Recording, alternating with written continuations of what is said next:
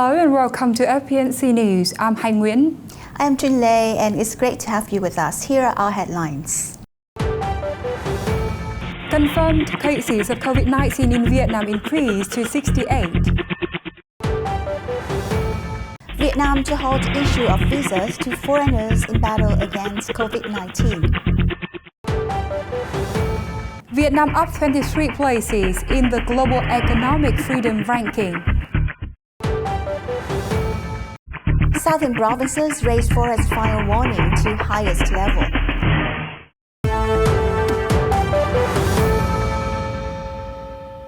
According to statistics from the Ministry of Health, by 3 p.m. the 18th of March local time, Vietnam confirmed 68 cases of COVID-19.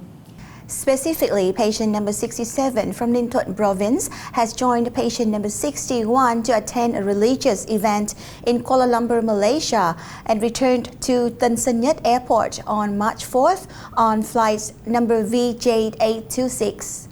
Patient number 68 is a 41-year-old male, an American citizen married to a Vietnamese woman in Da Nang City. The patient traveled from Singapore to Da Nang on flight MI632 on the 14th of March.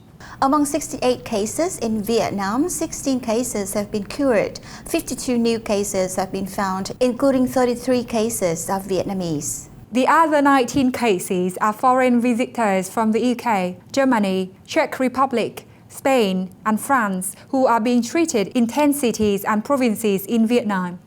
Information from the Ministry of Health. Among 52 cases being treated, there are 2 cases of severe development. The patients now must be put in intensive care with the support of mechanical ventilation. The government office has just announced the suspension of visas for all foreigners entering Vietnam for a period of 30 days, starting from midnight the 18th of March. As scheduling for international flight routes, Vietnam Airlines said that they will temporarily suspend all flights between Vietnam and Malaysia until the end of this month. And further to that, flights between Vietnam and France have been indefinitely suspended. From March 18th, Vietnam would stop issuing new visas to all foreign nationals for 30 days in a bid to curb the spread of COVID-19. Travelers from countries with visa exemptions will only be allowed if they can show medical documents certifying that they are free of the virus. The suspension does not apply to diplomats and those entering on government business. However, they will be required to follow quarantine protocols. In addition, all travelers from the US, Europe, and ASEAN countries will be required to undergo medical checks and a 14-day quarantine when entering Vietnam. Since the end of January 2020, on account of the impact of COVID-19, the air transport market began to decline drastically. And according to the preliminary reports by Vietnamese carriers, the initial damage due to round suspensions was about 30 trillion Vietnam dongs. The carriers have cancelled and reduced the frequencies of a series of flights. Damages are estimated at over 30 trillion Vietnam dongs. The Ministry of Transport has proposed the Ministry of Planning and Investment to call on the Prime Minister to allow the Ministry of Transport to issue price-supporting policies for air services to mitigate damage from COVID-19. Specifically, the Ministry of Transport proposes to apply a 50% cut in takeoff, landing and operating service charges. In addressing budget balancing difficulties, if any raises, the Ministry proposes a 50% cut in import taxes and environmental protection taxes on fuels. Due to the prolonged heat, drought, and no rain for a long time since before the Lunar New Year, the southern provinces of Vietnam have raised the forest fire warnings to level 4 and 5, which means it is now extremely dangerous. 1,000 hectares of forests in An Giang province are at the 5th level of fire warning, which is extremely dangerous. Currently, the total area of forest and forestry planning land in An Giang province is nearly 16,900 hectares, mainly in mountainous districts. The province has delineated key areas of forests at risk of fire during this drought season to nearly 7,300 hectares, accounting for 43.2% 22% of the total forest area. Haltang province has also raised forest fire warnings to a dangerous level. This province has nearly 3,000 hectares of forests, in which special used forest accounts for nearly 1,500 hectares. Farmers in Mekong Delta have been worried about the possible damages caused by saline intrusion and drought, but so far bad crops only occurred mainly in the unplanned cultivated areas. And overall, the conversion of crop structure and swift measures to cope with the drought have resulted in a fruitful winter-spring season.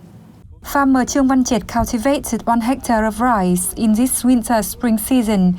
This is the first time he's followed the clean rice cultivation process, which uses less chemical fertilizer and no pesticides.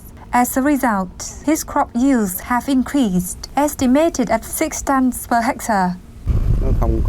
I think producing clean agriculture is not difficult. Using organic fertilizer makes crop yield even more than conventional farming methods. The paddy fields are healthy. Even though I don't know I can sell them for how much, but I'm very happy with the volume.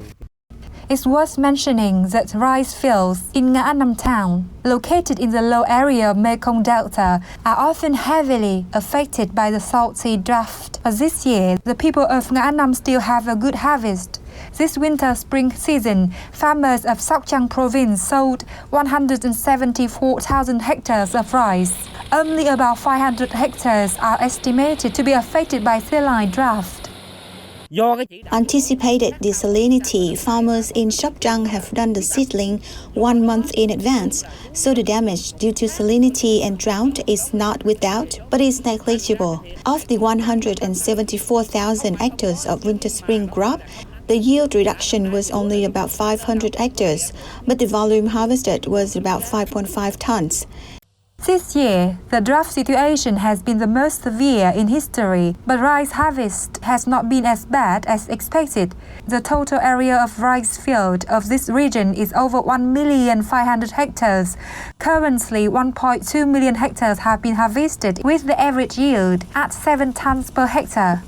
According to the cultivation industry, the damage caused by the saline intrusion in the winter-spring season is only about 27,000 hectares.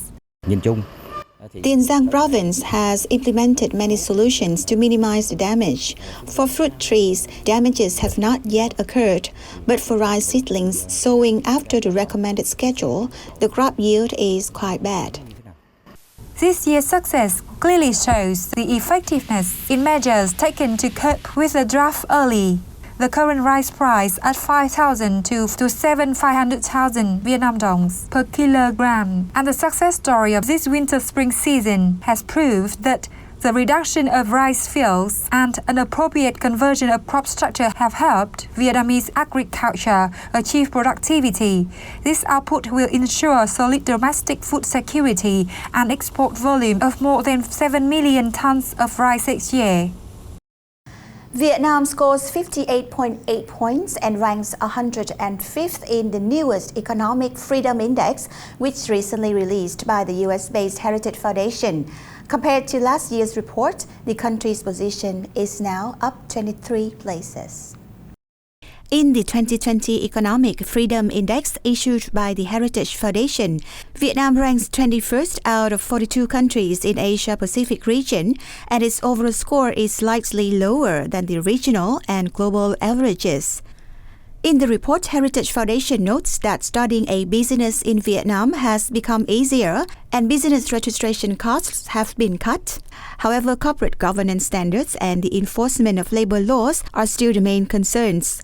The financial sector continues to grow, and lending activities under the direction of state-owned banks have been narrowed in recent years.